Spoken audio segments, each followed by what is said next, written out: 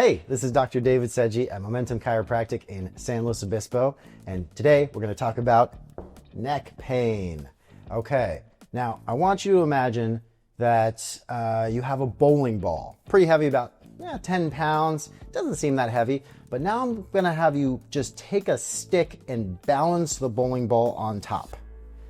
That's what your neck is doing every single day. Now imagine tilting that forward as you look down further and further at your phone.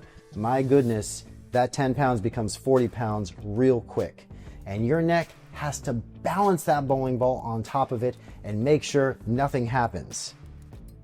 Over time, that neck is going to have more and more and more wear and tear. And not only that, but the nerves that come out from the neck actually come out and they control your arms and your hands and your strength, which can actually cause tingling, numbness, and weakness going into your hands. So we have to make sure, one, that we have good posture with our heads on a regular basis, which means bring your phone up to your eyes and not your eyes down to your phone, one.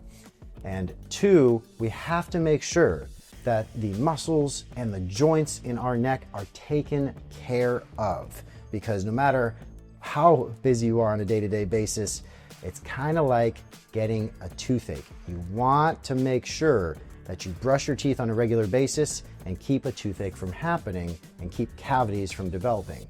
The same thing applies to your spine and your neck. If it's not taken care of, then over time it turns into more and more arthritis and damage, which can cause more issues to you in the future. Make sure you get an evaluation, get some x-rays, find out how your spine looks to make sure it's as healthy as possible so that we can prevent neck pain and make sure we take care of that pain and make sure it goes away so that you can live your